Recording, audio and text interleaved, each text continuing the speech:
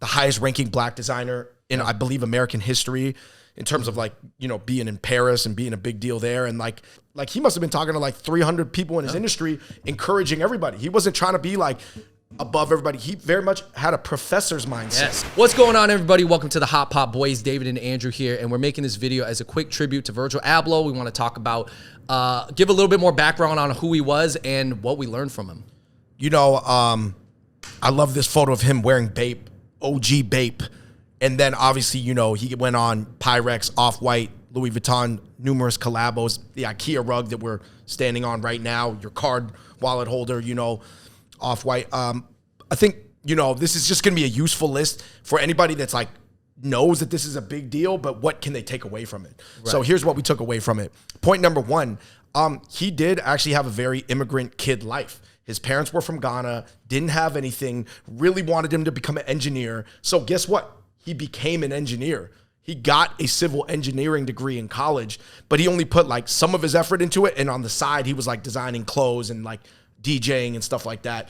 And I think that that's relatable to a lot of immigrant kids because our like parents want us to have very conventional STEM success. And then we have our other dreams and you try to make it work.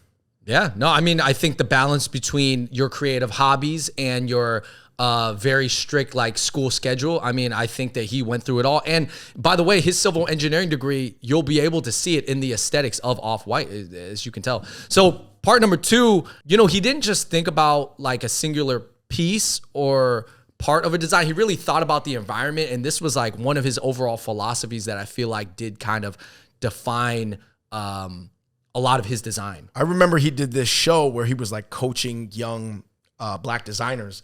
And one kid was like, oh, I love Akira. I always put Akira on a shirt, which is an anime. And he goes, why don't you think about what Akira was feeling or what Akira would wear on a different show or what Akira was going to wear 3 or 5 years from now? Or how did clothes make Akira feel? And I remember being like, whoa, that was like on a whole nother level of thinking than your average person's like, oh, you like Akira. Put Akira on a shirt. Man, he had this one analogy that was kind of low-key mind-blowing where he took this dented paint can and he was like, look at this dented paint can in my hand. He's like, if I put this on an all-white background, it's going to look like an art piece. But then if I put this right next to your car in your garage, it's going to look like trash. And he's like, just me not even changing the paint can, but redesigning the background and where you see it, it'll change your perspective and what it means to you. And I was like, oh man, that's crazy. And there might have been like, who knows, you know, I'm not that deep in the design world. There may have been other people who have said like similar things, that ultra high level designers, but he was able to make it accessible to a common person. Yeah. Because oftentimes those people, sometimes they're very lofty and like airy and like it's very difficult to like reach them. But then Virgil was just like a regular dude. He could bring those ideas from up there and communicate them to the average person. I think he wasn't just thinking about the tree trunk, but he was thinking about the tree branches, the fruit that grew on those tree branches, the insects that inhabited that tree as an ecosystem, and where the tree fruit like fell and rolled. Like he was just on a whole nother, that type of thinking. So I think number 3 too, I think he really inspired this whole like demolition, demo version 1 aesthetic that obviously has like taken over fashion from like trickling all the way down to like lower end raw cut stuff, you know, him and Kanye, but then obviously all the way at the high end stuff, people are doing like deconstructed, reconstructed. Yeah, I mean, I think a lot of people out there are familiar with Off-White, obviously, but don't really know how to describe the actual aesthetic. And the aesthetic is based off demolition or like blueprints essentially, which is kind of like how you, like if you've ever seen the early like Nike designs of sneakers, like they have all these sketches and words coming out of it and like quotations and little like labels and measurements. Right. That's kind of what the Off-White aesthetic was based off of, which it was labeling things card because this was a card. This was your card V1. Well, when they draw that card wallet on the blueprints, that's actually how they do it because they have to sketch all these like things they're going to erase ultimately with pencil. And they have to tag it, right? Because you put little like tags of the designer, the date, who was it by. I think he was like peeling back the layers because a lot of people, obviously, they don't really think about watch mechanisms. They just think about, they see the bezel and they see the face of a watch, but he's making it cool to peel back the layers and learn about the process. Yeah, and as you can see, it influenced the whole game. Now, a lot of other brands or even Nike, like on the non-Off-White collabos, is still kind of doing some deconstructed stuff. So I think he was also super open-minded, you know, kid of immigrants, obviously the highest ranking black designer in, I believe, American history in terms of like, you know, being in Paris and being a big deal there. And like, I just think that he was super open-minded musically, form-wise, who he hung out with.